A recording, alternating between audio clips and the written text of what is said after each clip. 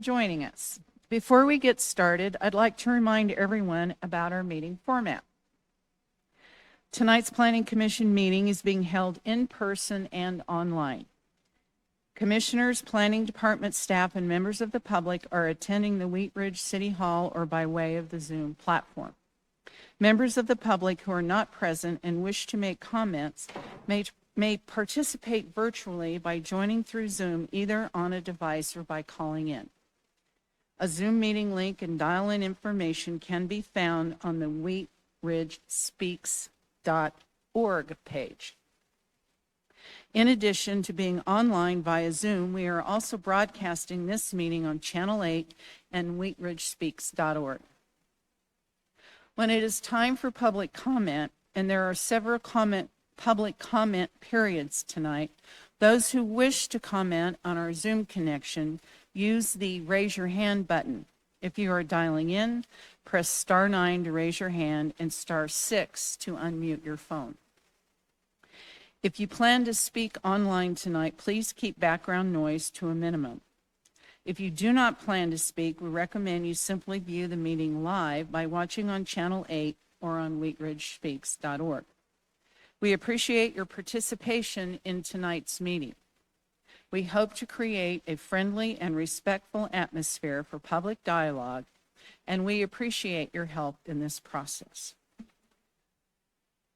What is the date? It's the 19th or the 18th? I would now like to call to order the City of Wheat Ridge Planning Commission for April 18th, 2024. May I please get a roll call of members? Jonathan Shelkey. Here. Krista Holub. Here. Christine Disney.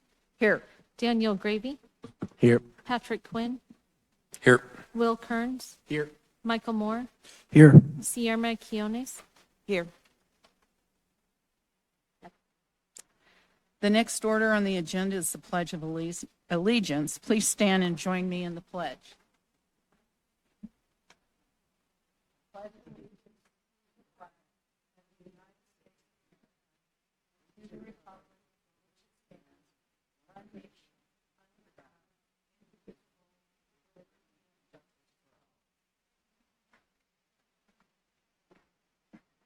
The next item is approving the order of tonight's agenda. Does anyone have any changes to the order of the agenda? I see none, and the agenda will stand as published. Next, we'll vote to approve the minutes from our last meeting. Is there a motion to approve the minutes from February 15th, 2024? Actually, March 21st. Oh, sorry. The 21st of March, 2024. So moved, Madam Chair. May I have it? Commissioners, please vote.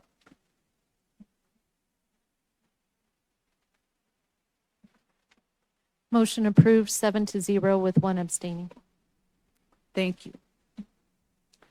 We will now open the general interest public forum. This is the time for any person to speak on any subject not appearing on the agenda. If you plan to speak on an item that is on tonight's agenda, please wait until we get to those items. All speakers are asked to limit their remarks to 3 minutes. Speakers may not donate their time.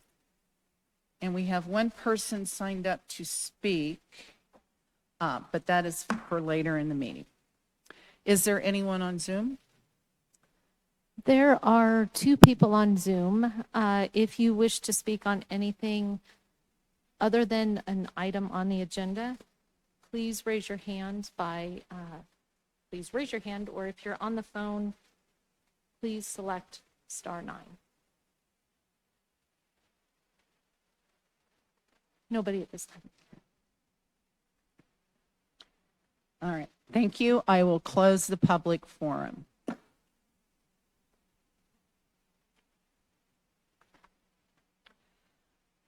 Tonight we have 2 public hearings. We will take public comment on both items. Before we begin, I would like to again welcome any members of the public. It is important that the public hearing be conducted in a dignified and civil manner. Our hope is that we create a friendly and respectful atmosphere for public dialogue, and we appreciate your help in this process. I ask that you respect the statements made by city staff, the applicant, and my fellow planning commissioners. Please do not clap, yell, boo, or make commentary from the audience or otherwise disrupt the meeting. We start all public hearings with a presentation from staff and, for some cases, with a presentation from the applicant. After the presentations, the commission will ask questions of the staff and the applicant. After that, we will invite members of the public to comment as well. We typically administer an oath for any participant in a public hearing, staff, applicants, and the public. In this hybrid meeting format, we are administering that oath in a different way.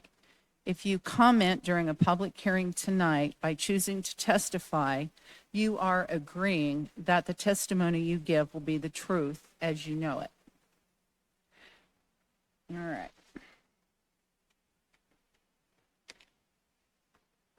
I will now open the public hearing for case number WZ24-03.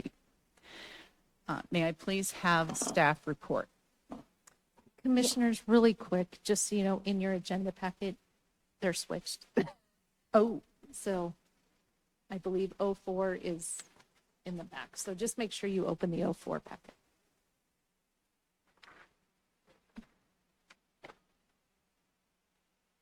all right. Sorry about that, folks. I'll find it here in a second. I stand corrected.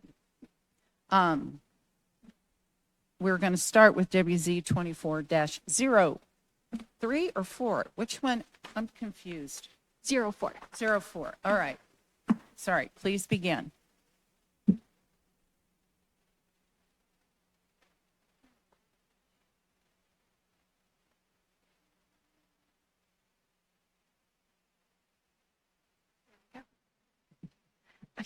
Good evening. I hope you guys will bear with me tonight. This one is a little bit longer than I normally do, so stick with me.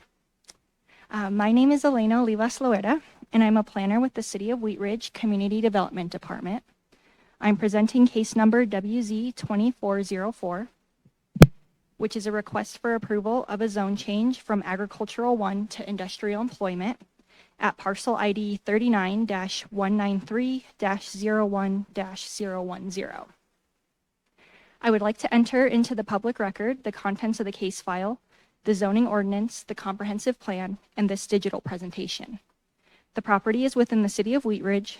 All appropriate notification and posting requirements have been met, and therefore Planning Commission has jurisdiction to hear this case. The subject property is outlined in red. The property is located on the north side of Highway 58, south of West 44th Avenue, and immediately west of 14452 West 44th Avenue. The lot measures a little over 4 acres in size and is currently vacant. It is owned by Longs Peak Metropolitan District, or LPMD, which is the metro district associated with the nearby Clear Creek Crossing development. This is a zoning map of the area. The property is currently zoned Agricultural 1. This zoning was established in 2009 when the property was annexed from the county into the city. This is a map of the county's zoning. The property is situated in the northwesternmost corner of the city and is surrounded by properties within unincorporated Jefferson County. Adjacent uses are light industrial to the east and west and residential and commercial to the north. This is a view of the subject property looking south from West 44th Avenue.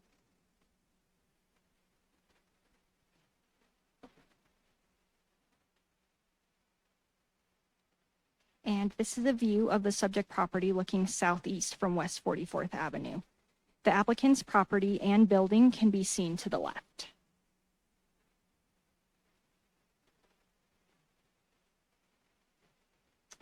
This is a view of the subject property looking north from Highway 58. The applicant's property and building can be seen to the right. The subject parcel and this zone change request relates to the history of Clear Creek Crossing. The Clear Creek Crossing project dates back almost 20 years. In 2006, Cabela's and Coors owned much of the land, and development was proposed to span both sides of Clear Creek. In the original proposal, development would have required significant infrastructure investments, including a hook ramp on I-70, which is the one that was recently constructed, and also a hook ramp on Highway 58, where the subject site is located. Conceptual infrastructure plans were developed, including state and federal review and environmental clearances. The infrastructure plans were approved by the Colorado Department of Transportation and the Federal Highway Administration in 2007. LPMD is the metro district responsible for building and maintaining much of the infrastructure associated with Clear Creek Crossing. LPMD acquired the subject parcel in 2008 to fulfill the approved plans. Several parcels, including the subject property, were annexed from unincorporated Jefferson County into the city in 2008 and 2009. When the city annexes land, they are also required to assign zoning to property because the city's zoning designations differ from the county's. When City Council approved annexation of the subject parcel in March 2009, they also approved a zoning designation of Agricultural 1. The subject site was the last piece of land required to build a roadway through Clear Creek Crossing from West 32nd Avenue to West 44th Avenue. The A1 zoning made sense for the subject parcel at the time because the entire parcel was intended to be dedicated as right-of-way and constructed as roadway. The 2009 staff report states, the intended use of the property is for infrastructure improvements for the completion of Cabela Drive and the new interchange.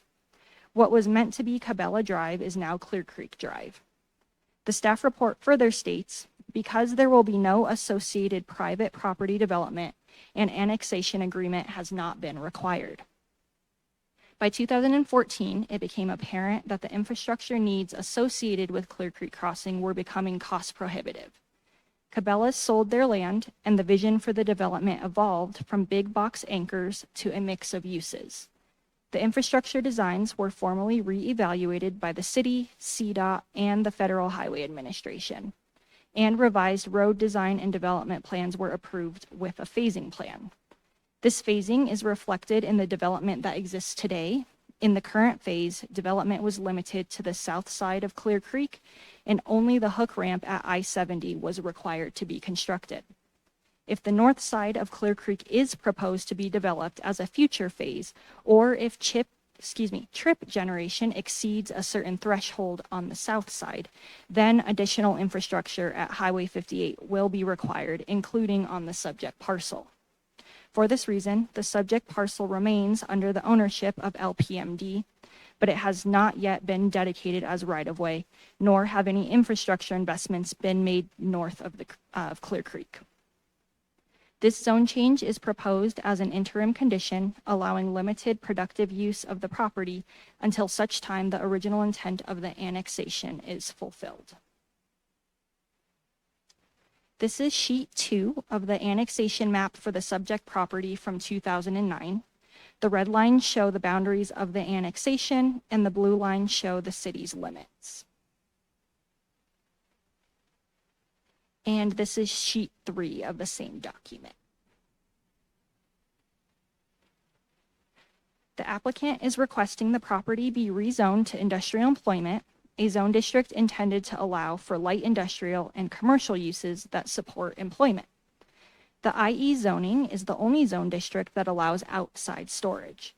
As noted previously, the current zone district A1 was established at annexation. Surrounding parcels are in Jefferson County and are zoned Industrial 1 and planned development with light and medium intensity industrial uses. The applicant intends to rezone the property to allow for outdoor storage related to their current business located immediately adjacent to the east. The applicant states that the parcel has been vacant since it was originally annexed and that LPMD is seeking to put the site to use by leasing it to the applicant for outside storage until such time it is needed for right-of-way improvements. In consultation with the city attorney, staff recommends the zone change be conditioned upon the following. No vertical construction would be permitted. Outdoor storage and appropriate screening would be the only permitted uses, and a development agreement running with the land will be required to be recorded with the zone change ordinance to document such use and development limitations and to ensure future dedication of the property as necessary for the originally intended purpose of infrastructure and right-of-way at no cost. The limit on vertical development will help to reinforce the original annexation intent, which stated that there would be no private development. Further, the parcel was never anticipated to be a developable lot.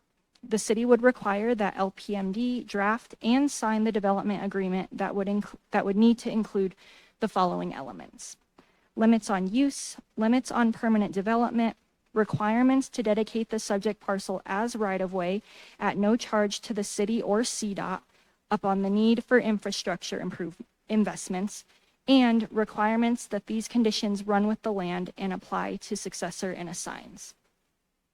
This approach allows appropriate economic use of the land while protecting the city's long-term interests and honoring the original intent of the annexation. While conditional zone changes are rare in Wheat Ridge, they are not precluded by the code, and this unique situation warrants a unique approach. As a requirement of the zone change process, a neighborhood meeting was held on February 7th, 2024 in a virtual Zoom meeting setting. 6 people attended the meeting, and the notes from the meeting were included in the staff report. Since Wheat Ridge is not a full-service city, we sent the application on referral to outside agencies including fire, water, and sanitation, as well as completed an internal review. We did not receive concerns or objections from internal departments or outside agencies. Before the hearing, the property was posted for 15 days and letters were sent to occupants and property owners within a 600-foot radius. Staff received no comments from members of the public on Wheat Ridge Speaks prior to this hearing. Staff reviews zone change requests based on several criteria. As described previously, the original intent for the property was for the construction of roadway improvements, which would have accommodated the previously planned Cabela's development. The original annexation and zoning assignment to A1 anticipated the Cabela's development being completed. Therefore, no alternative plans for the site were created. The proposed zone change is appropriate in response to a change in conditions in the area. The construction of roadway improvements has not occurred as originally planned and is not anticipated in the near future, and this proposed zone change acknowledges the change conditions and would allow for a better and more productive use of the land. Additionally, the zone change would enable the land to further achieve the city's current comprehensive plan goals to encourage employment-generating uses in the area by allowing the adjacent property to utilize it for their needs. Ultimately, staff is recommending approval of the request for the following reasons. The proposed zoning designation promotes the health, safety, and general welfare of the community and will not result in a significant adverse effect on the surrounding area. And the proposed zone change is appropriate in response to a change in character of the area where the construction of roadway improvements is not anticipated at this time. And with the following conditions: no vertical construction is permitted, outdoor storage and appropriate screening are the only permitted uses, and a development agreement running with the land will be required to be recorded with the zone change ordinance to document such use and development limitations and to ensure future dedication of the property as necessary for the originally intended purpose of infrastructure and right-of-way at no cost. That concludes my presentation. Thank you. Thank you. Do we have a presentation from the applicant? No. Okay. I will now entertain questions from the commissioners. Commissioner Shelkey?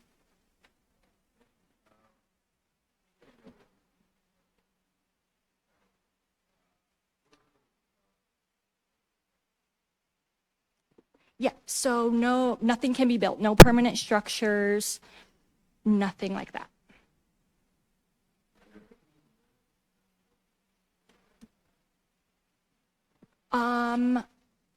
No. I'll just say that certain products that are flammable and that sort of thing, typically the fire code covers that. There's none that I'm aware of, but there are some parameters for certain substances. Commissioner Quinn. Thank you, Madam Chair. One question. Thanks for the presentation. You did great, and you're speaking slower. That's awesome. Is there another example of this industrial employment in the city? It's just, I've never heard of that one before. I'm just curious.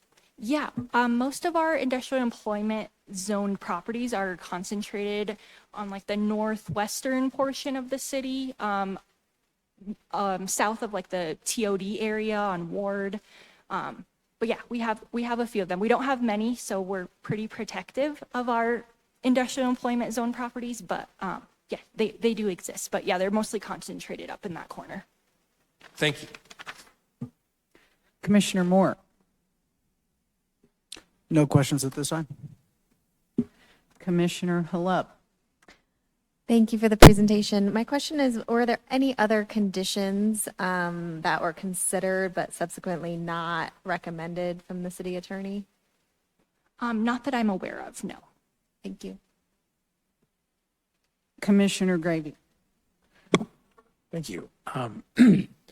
It seems that the only other potential scenario where this would, be developed would, as you indicated, would be to fulfill the right-of-ways necessary if there was future development of the phase 2 or, of the plan. But if that were the case, would there any reason for this to be rezoned again, or would this just be able to be converted from the zoning that it's being changed to? Yeah, I don't think it would be rezoned again. It would just be dedicated as right-of-way at that time and would proceed with the infrastructure improvements as is. Okay, thank you. Commissioner Quinones. I'm so sorry. You're good. I do have a question. And I noticed within the comments from the neighborhood meeting that somebody had concerns on the lighting that would be installed and clearly would need lights. Have they done any more, has there been more research or decisions more than research on what type of lighting? Definitely the concern is from the neighbors that live to the north, making sure that it doesn't really change the quality of life. Yeah, so all of that will be reviewed. So the applicant, if the zone change is approved, will have to go through a site plan application as well. We have requirements on screening, paving, all of that good stuff, and we would review the lighting at that time. But as a general rule of thumb, they will have to provide a photometric plan, like a lighting plan, and we typically look for 0 values around the property lines to prevent spillover onto other properties. Thank you. Commissioner Kearns. I don't have any questions, but I have a comment, and I think this is a great use to preserve right-of-way. We're preserving right-of-way for a future transportation project if needed, but this seems like a good use of the land in the meantime, so thanks. Thank you, Commissioners. I will now open the public hearing for case number WZ 24-04, and I believe we have one person here who would like to speak. Mrs. Richardson, please come forward, and please state your name, spell your name, and give us your address. Good evening, thank you. My name is M.L. Richardson, ARDSON, and address is 14802 West 44th Avenue. So I both work for and, I work for the owner of the property just to the west of this, where the apron, I'm going to call that the apron, I don't know, okay? It's a road term. Ma'am, real quick, just so you know, you have 3 minutes. Yes. So just watch the lights Oh, up above. what am I watching? This guy? Those lights. Okay, thank you. Okay, thank you. So we pave roads and we have heavy equipment, so we do Interstate 70, 470, those types of roads. So we have a lot of equipment there. We have a big shop, and that's kind of where the rubber meets the road, if you will. The equipment comes in, we work on it, and out it goes to wherever our jobs are. So I attended the community meeting. Thank you for doing that. Also, I've spoken to representative of Cogent and also to their attorney, Katie James. So I just have a couple of items that I want to emphasize. And at being a neighbor, a business neighbor, is that it's really important to us that the access be via the one that was shown on your screen tonight, which was Holman Street, dead ends onto 44th, and there's a bump in the fence, as you can see on that, probably in your handout, that be the access onto the property. And number two, that there be a fence up there, because our people have been enjoying the use of that property, should we say, at the permission of the landowner for a while. And so we just need that fence up there just so that everybody's sure, where each company's use of the property is. So they'll just be really important for us. So with that, I think I'm finished. I know I didn't use my 3 minutes, which is very unusual for me. But do any of you have any questions? Mr. Commissioner Kearns. Can you tell us a little bit more about the lack of fence? There's no current fence existing between the property lines? Correct. Okay. Yes. Yes. So just a little bit of the history, if you will. The company that I work for sold that property to the district. When Cabela's was coming in, that was going to be a great big, it was a great big deal in town and everything, right? And so it's called a hook ramp. Yep. That's just a road term. So in other words, coming from Highway 58, they were going to have a hook ramp on there that would then bring some of the traffic over to 44th, so that 32nd wouldn't be the only road that was taking all of the traffic from Cabela's, especially during hunting season and Christmas time and all that kind of stuff. So with that, then they sold the property to the district and thought there'd be a road in there. Maybe we'd be able to build the road. We like doing that. And this company's been in business building roads since 1974, third generation. And so, but then as time went on, I don't know how many of you followed the Cabela's story, but eventually they moved on, and the development that is on the property, it was deemed that it wasn't needed to put that hook ramp in. So it's there in case in the future, because as I understand it, there's a parcel of land owned by Coors, a pretty good sized parcel that's in that Clear Creek crossing. And Coors decided not to do anything with that as part of the crossing at this time. But I imagine if they would in the future, then this issue would come up again. And so your staff and the attorney, I assume you're Katie. We haven't met. Hi, Katie. Are smart in making sure that's preserved for the right of way, should it be needed in the future. Would Cogent be responsible for building and maintaining the fence, or is this more of a shared expense between the two companies? It would be Cogent, because I believe your code requires that the area be, it wasn't, let's see, it be screened or Yeah, something it will like have that. to be screened. They'll have Yeah. to provide that, which we'll review as part of their site plan. But as far as like cost sharing or whatever it ends up being, would all be civil. They'd have to figure that out on their own. We wouldn't get involved in that. Okay. And I did talk to the Cogent representative when he stopped by the office several So the months ago. 3 that- minutes is definitely. That would be what we'd have to have. Thanks, ML. Okay. Appreciate it. All right, thank you.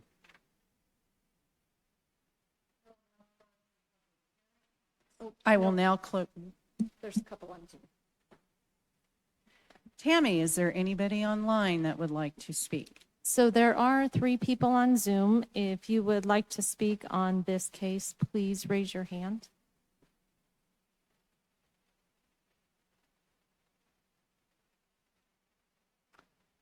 Nobody's raising their hand.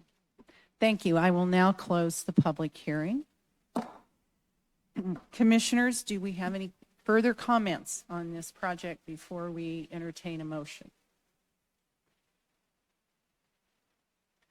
Seeing no hands raised, I will ask Commissioner Moore for a motion.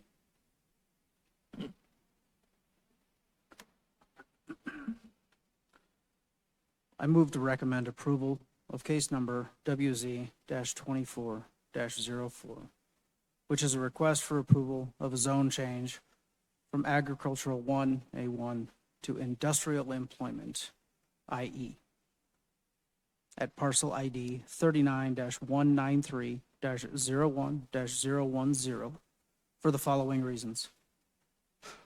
The proposed zoning will promote public health, safety, or welfare of the community and does not result in an adverse effect of the surrounding areas.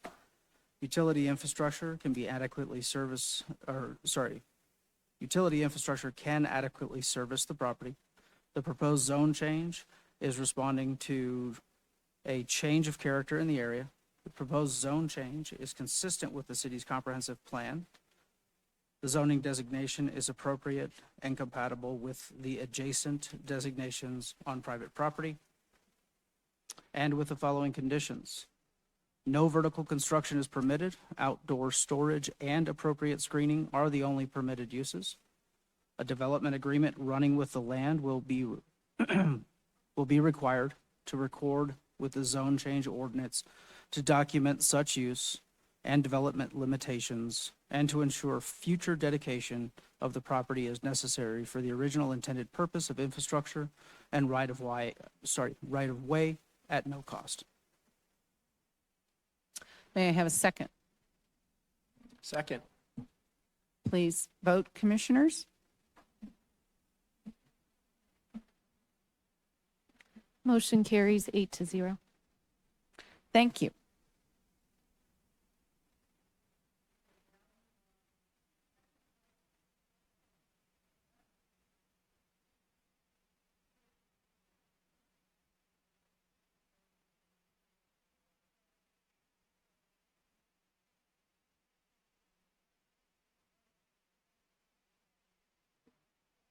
Absolutely.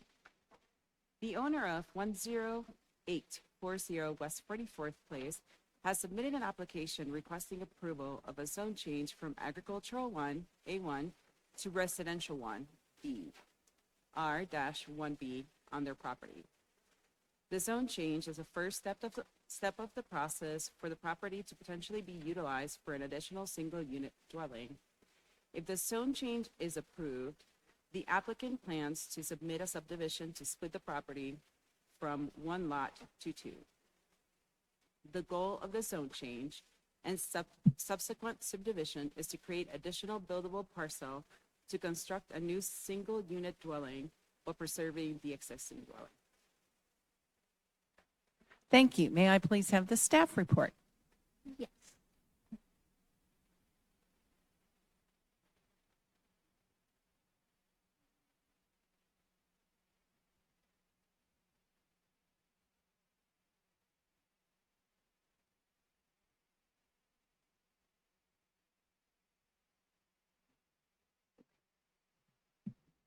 Good evening again. My name is Elena Olivas Loera, and I'm a planner with the City of Wheat Ridge Community Development Department. I'm presenting case number WZ-2403, which is a request for approval of a zone change from agricultural 1 to residential 1B at 10840 West 41st Place.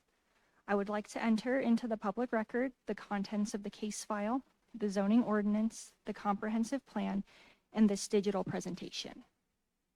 The property is within the City of Wheat Ridge. All appropriate notification and posting requirements have been met, and therefore the Planning Commission has jurisdiction to hear this case.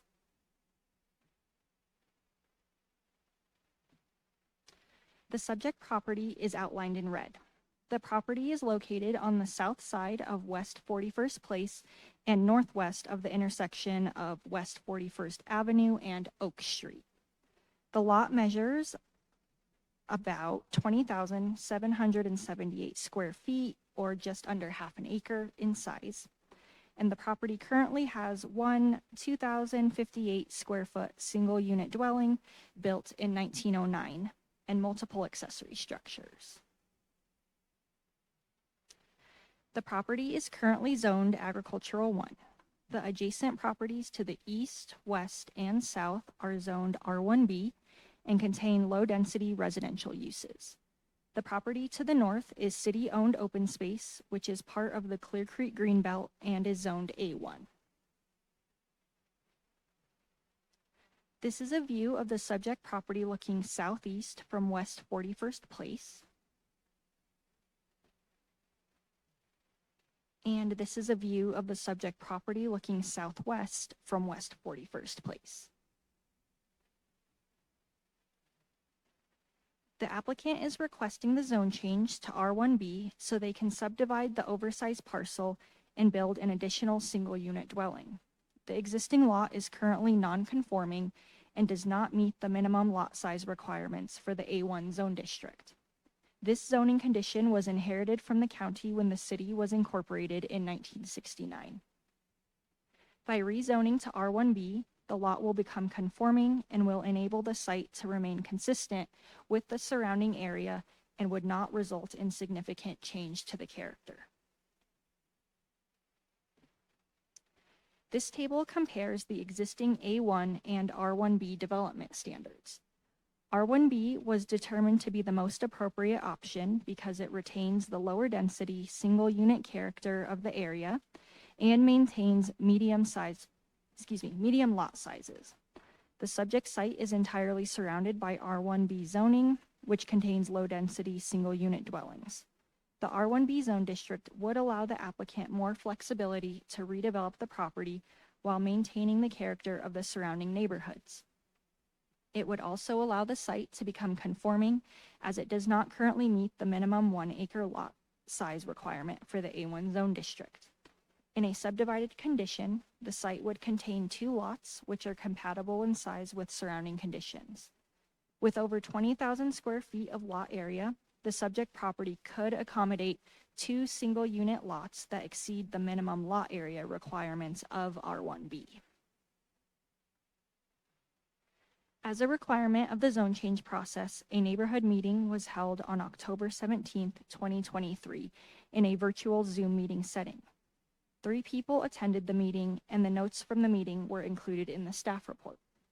Since Wheat Ridge is not a full-service city, we sent the application on referral to outside agencies, including fire, water, and sanitation, as well as completed an internal review. We did not receive concerns or objections from internal departments or outside agencies. Before the hearing, the property was posted for 15 days and letters were sent to occupants and property owners within a 600-foot radius. Staff received no comments from the members of the public on Wheat Ridge Speaks prior to this hearing. Staff reviews zone change requests based on several criteria and consistency with the city's comprehensive plan. The subject site is identified as neighborhoods, a designation reserved for areas where residents of all ages can live safely and comfortably. Defining characteristics of an established neighborhood in the comp plan are consistent character, mature landscaping, high rates of reinvestment in dwelling ownership, consistent maintenance, and high desirability. City goals that are met with the zone change proposal include encouraging reinvestment in the property, maintaining consistent character, and creating opportunities for more housing options. Ultimately, staff is recommending approval of the request for the following reasons.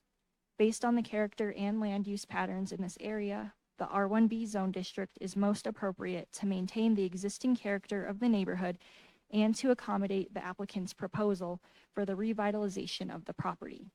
For that reason, the zone change should not have an adverse effect on the surrounding area. Staff finds the zone change to R1B is supported by the city's comprehensive plan neighborhood designation and will allow for the preservation of the low density and mid-size lot character of the neighborhood. That concludes my presentation. Thank you. Do we have a presentation from the applicant? No, we do not. I will now entertain questions from the commissioners. Commissioner Kearns, No questions. Commissioner Quinones, No questions. Commissioner Gravy. Thank you. I do have one quick one. And I think it's just because I don't have a full familiarity with the process moving forward to this, but in a situation like this where an applicant intends to split the lot, what's the review process by the city in terms of how that lot is split? Like where the property line, the new property line within the, existing property would be? Yeah, so they'll have to submit a separate application for the subdivision of the property. And we look at logical lot layout. We don't want funky lot lines or anything that's going to be odd. And then we also make sure that each individual lot is meeting the minimum lot size requirements and the minimum width requirements as well for that particular zone district. So we go through and make sure it meets all of our development standards before we actually approve the split of the lot. Great. And then I had one more quick one, just kind of a general interest question. The year of the home being built in 1909 kind of stood out a little bit. I mean, how many homes do we have that are kind of that age in the city? Is it fairly common in that part of town, or is this somewhat rare to have that old of a home? Yeah, I think it's definitely one of the older ones that I've seen since being with the city, but not uncommon. We have a lot of those sprinkled around the city, but yeah. Thank you.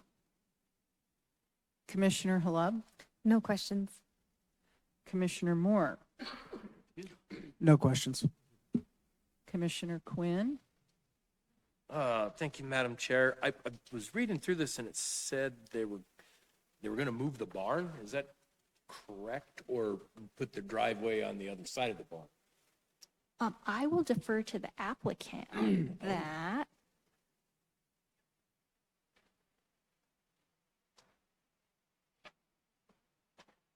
Well, my name is Mark Brannon, I live in Arvada, 9005 West 68th Avenue. So for me to be able to build a house, I'm going to have to move the barn to the back of the lot because it doesn't meet any of the front setback requirements. So I like old properties. The building was 1909. I kind of believe it was a one-room schoolhouse from the past. So the existing barn used to be a two-story barn at some point, and it was lifted off and put on the side. So I do plan on moving the existing salvageable barn to another location on the property to meet setback requirements. And just so we know, the existing structure is in nonconformity of the rear setback line because of its previous, it was there before all of these houses that were built in the 60s, primarily 60 to 70s, it looks like almost all single-story subdivision style houses. So my plan is, of course, to keep the historic structure in the back where it is, but it does create a non-compliance on the rear property line, which I guess I will deal with when I get this subdivision approved. So, but the front barns are going to have to be removed to meet setback requirements.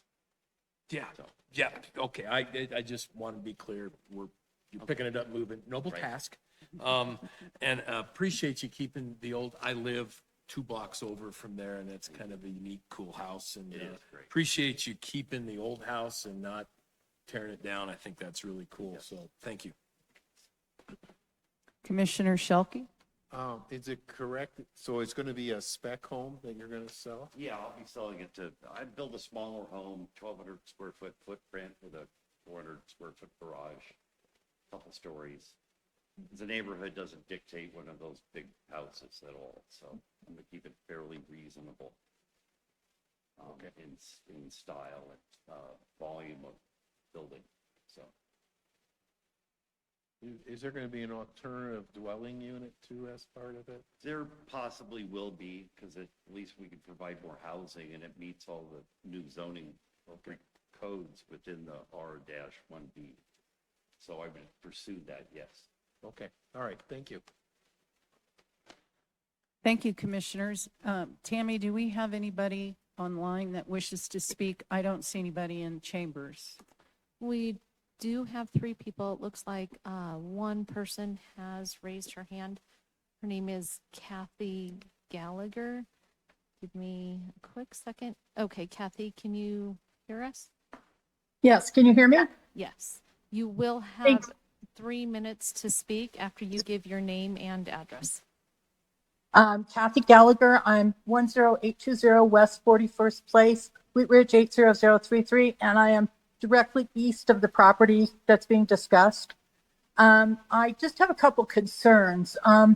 I understand that he's moving the barn and he's going to stack it back up and make it 2 stories, and he's talking about making a 2-story house if this is rezoned. And my concern is that's going to basically cut off a lot of my sunlight, especially regarding solar panels that I actually contracted to have, but that's on hold right now until we figure out more about what's being built there. I don't know if this is the correct place to talk about it, but I just wanted to bring it up that it is a concern for me. I understand the rezoning, but I also don't want to have all my sunlight cut off. Because my house, from what I understand, the house that he's planning on building will be 2 stories and will be directly west of me. And that's where, of course, a lot of the sunlight comes from. So I guess that's all I had to say. Thank you.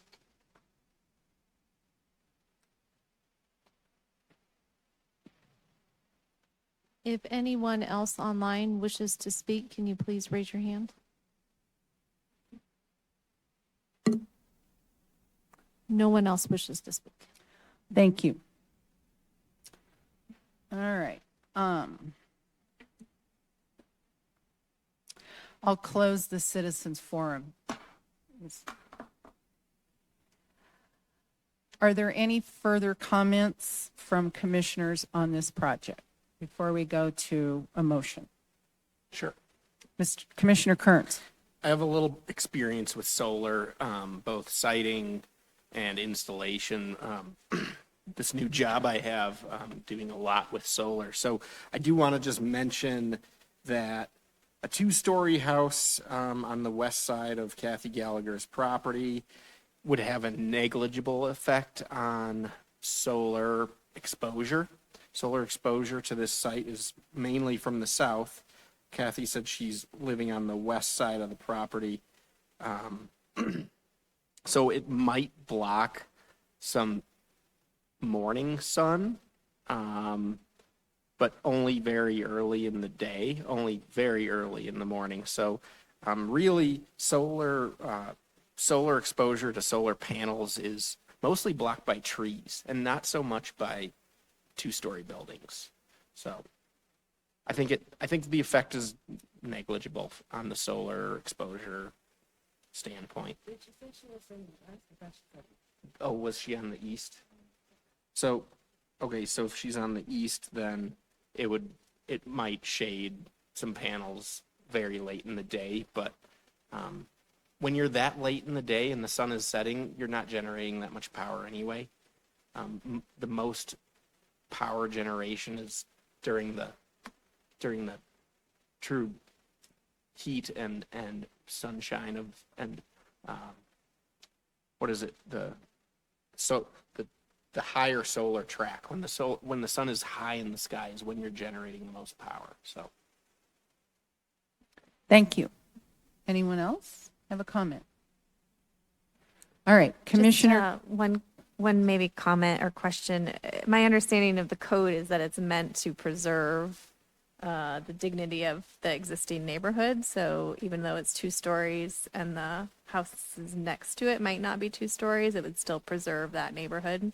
Is that correct understanding? Yes and no. So the code does allow heights up to 35 feet. So as long as the applicant is within whatever the code allows, then it would be permitted there. It would be a use by right. I would also like to mention that we do have bulk plane requirements. So that is meant to help mitigate effects of, you know, a wall essentially being put up next to somebody's property line. So they will have to comply with bulk plane requirements as well to help. And I think it will help mitigate some of those concerns as well as we get further along. Are those bulk plane requirements available? I don't see them in the current zoning, proposed zoning. Yes, so there's a special, there's a separate section in the code specifically for bulk plane. I don't remember which code section it is specifically, but yeah, it's in there. So essentially it's the first 15 feet you go up, anything higher than 15 feet has to fit within a 45-degree angle essentially. Great, thank you. Thank you, Commissioner Hullab. Anyone else? The participant online has a question. Yeah, unfortunately, you did close the public forum. So, Ms. Gallagher, public forum is closed. Thank you. Anyone else have a comment? All right, Commissioner Quinones, please read the suggestion motion. I move to recommend approval of case number WZ-24-03, a request for approval of a zone change from agricultural 1A1 to residential 1B, R1B, for property located at 10840 West 41st Place for the following reasons. The proposed change will promote the public health, safety, and welfare of the community and does not result in an adverse effect on the surrounding area. Utility infrastructure adequately services the property.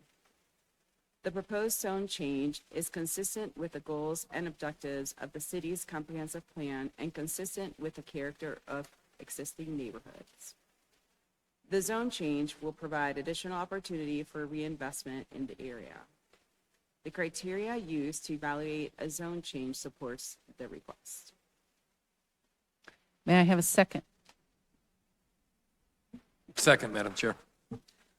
Thank you, Commissioner Quinn. Commissioners, please vote.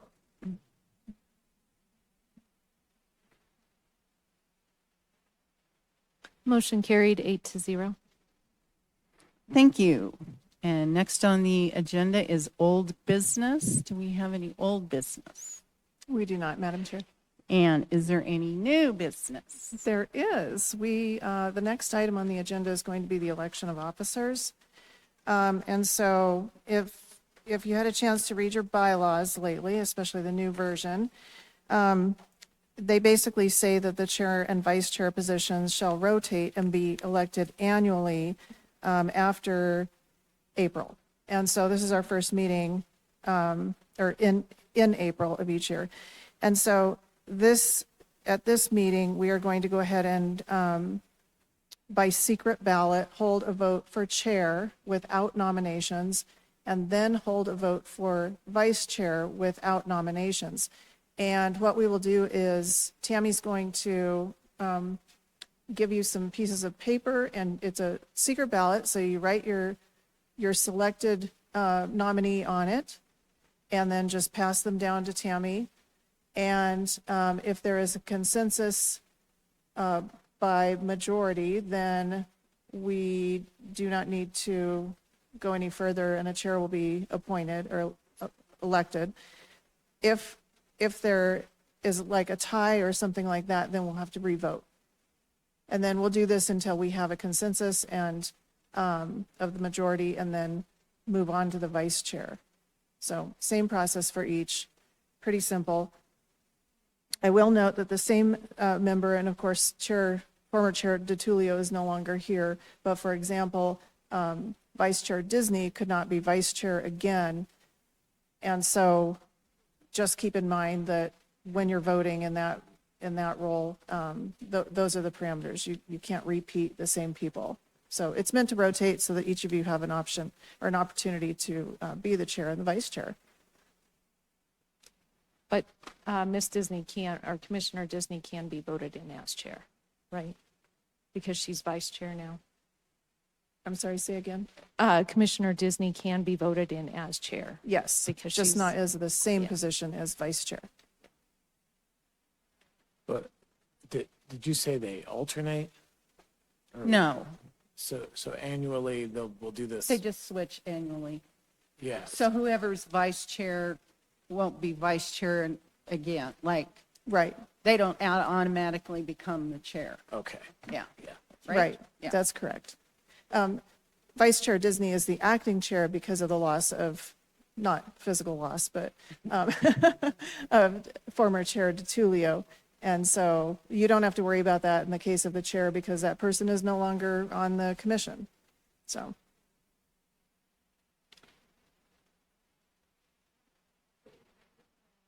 If you can just write down on the piece of paper voting for chair, fold it up, pass it down to me, I'll take count.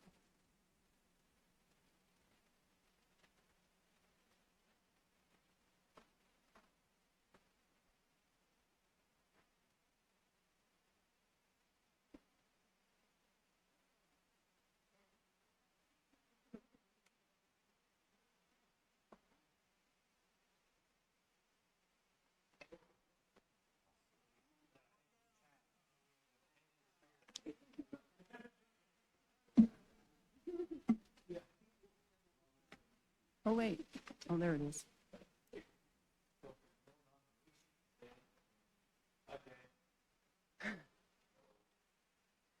yeah,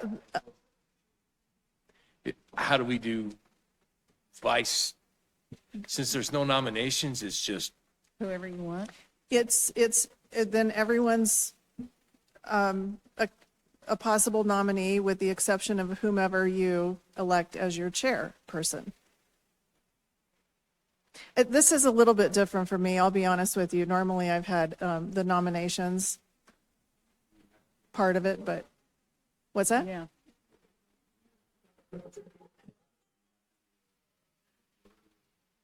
Correct. So our new chair is Christine Disney.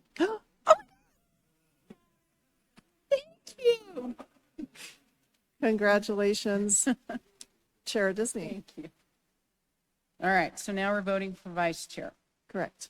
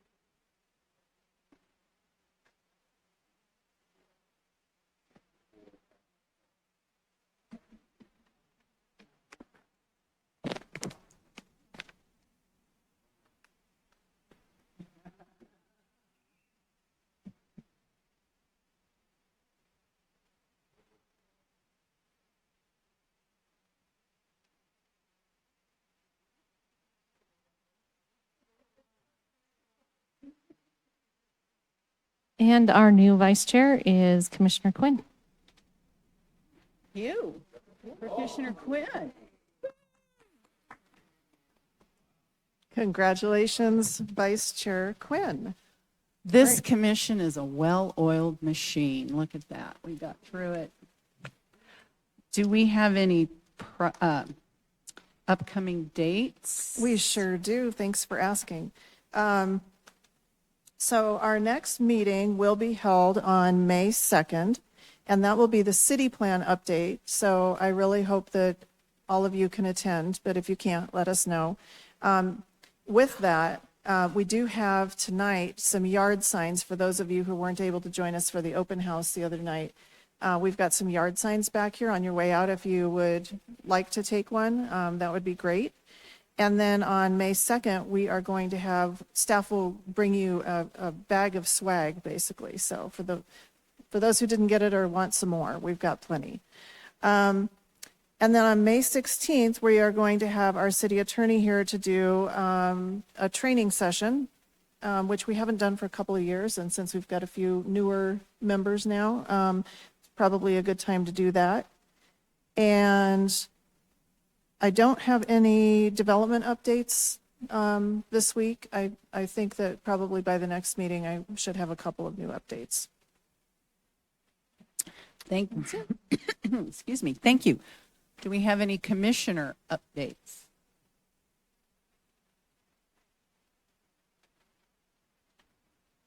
No. Oh my God, it's 7:30. I did it again. Seeing that we have no more discussion, may I have a motion to adjourn? So moved, Madam Chair. And a second? Second. Commissioners, please vote. Motion approved, 8-0.